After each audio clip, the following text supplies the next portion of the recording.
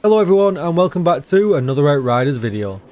Today I'm going to go over the Technomancer build that we used in the Boomtown speedruns that we've been doing recently, where we got 2 minutes and 14 seconds. I've already published the point of view from the pyromancer and the run itself, so do be sure to go and check them out in the links down below in the description. But just before we get started, please be sure to give this video a thumbs up, hit the subscribe button and hit the bell so that you're notified when I release more Outriders videos. Or come over and see me on Twitch, twitch.tv/DJTICKLE. I could be streaming the live right now, helping with gold CT runs, or even doing Eye of the Storm. So if you need any of that good stuff, be sure to come over to Twitch and hit that follow button. So let's get started with this video. First of all, I'm going to go through the gear. Now, one thing to pay attention to is the mods, obviously, but you don't have to have them in the same place I have. So because this is all purple, we're not bound by the restrictions of legendary gear and certain mods being in certain places. So you can put these mods literally anywhere. It doesn't matter. So for instance, there you can see I've got Captain Hunter on my head. You can put that on the feet and it's going to make no difference whatsoever. You're still going to achieve the same amount of damage. Attribute wise, on all pieces you're going to want bonus firepower, close range damage and long range damage. You're going to want that across the board on all pieces. If you're struggling to get that combination, go and farm some green pieces and then see if you get lucky rolling at the casino and see if you can get at least a couple of mods that you need. It's really easy, and again there's a link down below in the description on how to farm green gear really fast. So let's start with the head. We can see obviously the attributes we've just been talking about: bonus firepower, close range damage and long range damage. Be sure to max them out at the vendor as soon as you possibly can. We're going to take Captain Hunter and Bloodlust. And on the chest piece we're going to take Euthanizer and Crit Stack. On the legs we're going to take Kingslayer and Radical Therapy. On the gloves we're going to take Sharp Eye and Dum Dum Bullet. And on the feet we're going to take Icicle Storm and Toxic Lead. Now what makes this build just slightly different than every other Technomancer build is we're taking Icicle Storm, and that comes from the chest piece, the robe of the Borealis,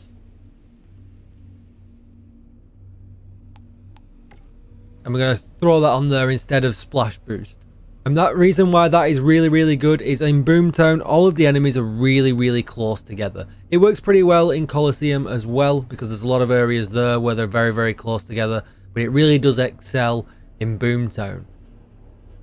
If you wanted to run this build outside of speedrunning Boomtown, you could change that if you really wanted to Splash Boost, and also on the hands you could remove Dum Dum Bullets and go with a defensive mod if you've been struggling to survive. But because we're aiming to run Boomtown as fast as we possibly can, we're going with no defensive mods, because if we go down, it's the end of the run, it's not going to be quick enough. And if we need a defensive mod, we're effectively losing damage. We want all out damage to get through as quick as we possibly can. Let's take a look at the guns. As you can see, I'm using the pre-order tactical AR variant. Now, you can't get this any higher than 85k anymore. They've now patched it. But 85k is still really good if you've not got anything better. Ideally, you want crit damage, close and long range damage, like same as on the gear. But unfortunately, I've not got any better. And at 93k, this is still really good. It comes with Bone Shrapnel, which is brilliant. And then we're going to put on Dark Sacrifice, because that is definitely now it's fixed, the best damage talent for your gun. Because we're running Techno, we don't need to worry too much about the negative effects from Dark Sacrifice, because as long as we're killing, the negative effects don't bother us. We're constantly healing anyway. So really good and really powerful. If you wanted to run a secondary gun, I would recommend the Inferno Seed, especially for the bosses at the end. If you find that you're running out of your mag, using Brain Eater just for the bosses at the end is really useful and really good. And you get a refresh on your toxic bullets just before the bosses spawn, so it gives you a perfect chance to switch over to the Inferno Seed if you need to, so that you can take advantage of Brain Eater. As instead of running the Wrath of Moloch, I would definitely put on Dark Sacrifice there. I've just been undecided to what to do with this one, as this is one that they rewarded to me for free. As you can see, it's 99.4k, but do keep in mind, if you go into challenge for the speedrun.com leaderboard, you can't use these guns.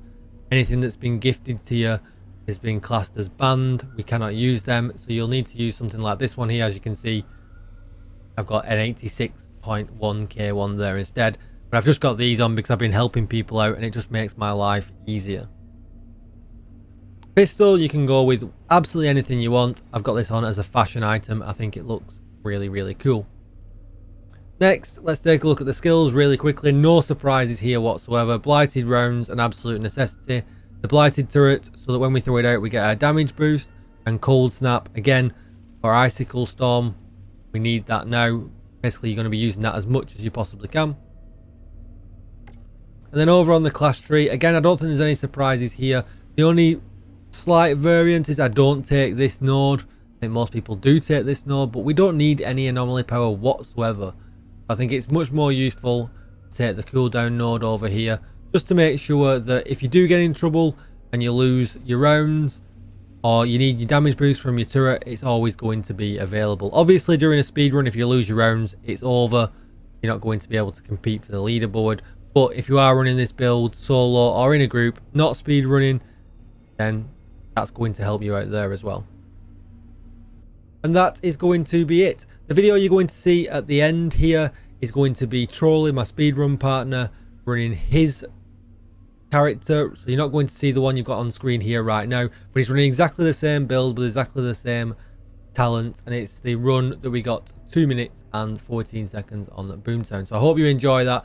Again, be sure to come over to Twitch, twitch.tv/DJTICKLE. I could be live right now. Hit that subscribe button, give this video a thumbs up, because who doesn't like speedruns? And I'll see you in the next one. Thanks for watching, everybody. Goodbye.